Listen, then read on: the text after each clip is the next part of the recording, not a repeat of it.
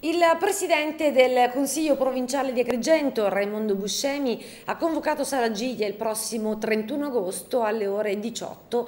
All'ordine del giorno vi sono 16 argomenti, tra cui 5 interrogazioni, poi le relazioni semestrali del 2009, primo e secondo semestre del presidente della provincia, il regolamento per le adunanze e il funzionamento del Consiglio provinciale e delle commissioni consiliari e la modifica del regolamento per l'assegnazione di fondi agli istituti di istruzione secondaria di pertinenza provinciale. In scaletta anche la discussione della modifica del regolamento per la disciplina delle concessioni ed autorizzazioni e per l'applicazione del canone di occupazione di spazi ed aree pubbliche. A Carini, in provincia di Palermo, i carabinieri hanno arrestato Vincenzo Puccio, 38 anni, perché avrebbe adibito la propria abitazione in un centro per lo spaccio della droga. Nell'appartamento dell'uomo, nel corso di una perquisizione, i militari hanno scoperto 250 grammi di marijuana suddivisa in dosi.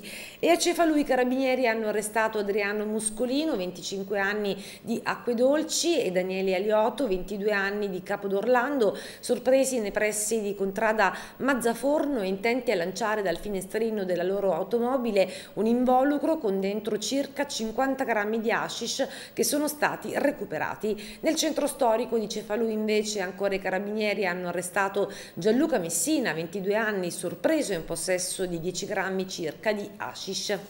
Ed ora lo sport, calcio, weekend ricco di amichevoli per le maggiori formazioni agrigentine dei vari campionati dilettantistici. Ha debuttato l'Akragas, che ha perso 2-1 contro il Campofranco, che milita in promozione e da un mese è in ritiro precampionato. Hanno segnato Scillufo di testa per i padroni di casa ed ha pareggiato Pizzitola su rigore per i biancoazzurri. Nel secondo tempo ha realizzato su azione da calcio d'angolo il campofranchese Adamo. Al match hanno assistito circa 400 persone. È stato un buon test per entrambe le formazioni in vista del primo turno di Coppa Italia in programma domenica prossima. L'Akragas non ha potuto schierare gli infortunati Parisi e Agozzino. Oggi invece dovrebbero firmare con l'Akragas i difensori Fallea ex Favara ed il giovane terzino Pietro Favet della Parmonval.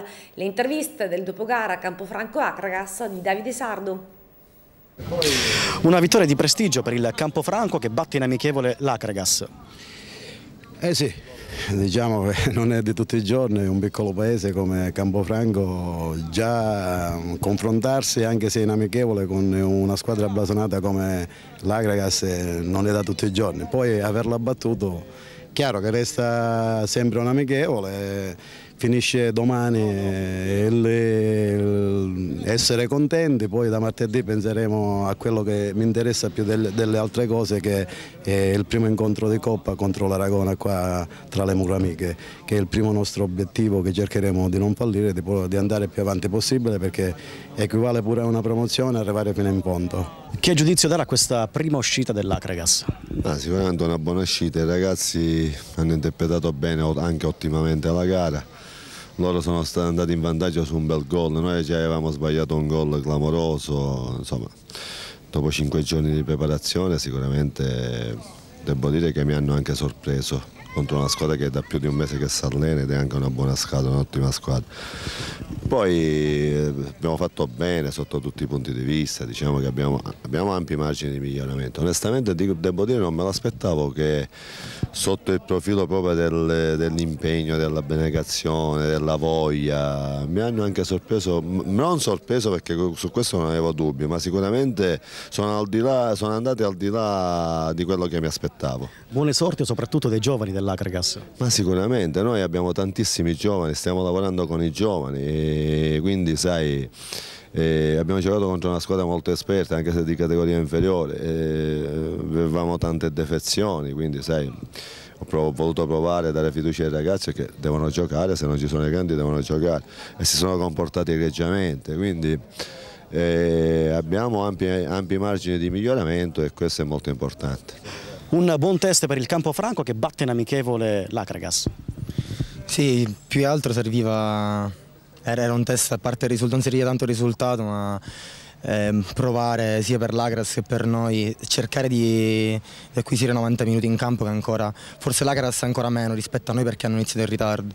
Poi il risultato certo fa piacere battere l'Agras, però abbiamo campionati diversi, una promozione eccellenza. Ci arriva tutto tranne che il risultato, però siamo contenti. È stato un buon test che ci è servito per trovare un po' di condizione. Noi è da 5 giorni che siamo partiti, loro sicuramente sono partiti il 20 se non sbaglio, un mese avanti, infatti a tratti si è visto che loro arrivavano un po' prima sulla palla, però sostanzialmente una partita bella, combattuta, dura, avevamo pareggiato, però il risultato non conta a questo periodo. Che Akragas sta venendo fuori? Una Akragas giovane, bella, soprattutto un buon gruppo che lavoriamo sodo, in allegria ed è soprattutto questo che conta in queste categorie. Cerchiamo di migliorare. Come ho detto poco fa, è da poco che siamo insieme, che giochiamo insieme. Oggi mancava Renzo, Iannello, giustamente sono dei giocatori importanti che quando entreranno sicuramente faranno la differenza e cambierà l'Akragas. Però chi ha giocato, i giovani, hanno fatto il loro dovere, sono soddisfatto. Una vittoria che in amichevole ci può stare, sappiamo che l'Akragas è una squadra di categoria superiore, però abbiamo vinto 2-1, un risultato che ci fa sperare per il proseguo del campionato. Ora domenica abbiamo una partita di Coppa contro l'Aragona, speriamo che vada bene. Come sta il Campofranco? Ma l'abbiamo visto in queste amichevoli, stiamo bene fisicamente e mentalmente. I risultati delle altre amichevoli precampionato: Camaratta Agrigentina 2-2, Gattopardo Aragona 0-1, Villabate Monreale 3-1, Terracini Folgore 2-1, Enna San Cataldese 1-0, Real Palermo Parmonval 0-6.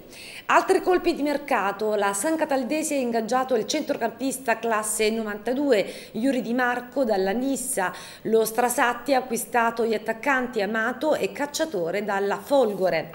Il basket: la Fortitudo Moncada Agrigento del campionato di Serie A dilettanti sarà presentata ufficialmente alla stampa domani, martedì 24 agosto, alle ore 18:30 presso l'Hotel di Pini a Porto Empedocle. Saranno presenti tutti gli atleti, lo staff tecnico e la società al gran completo. Il campionato di A2 inizierà il 26 settembre con i biancazzurri impegnati in trasferta contro il Palestrina.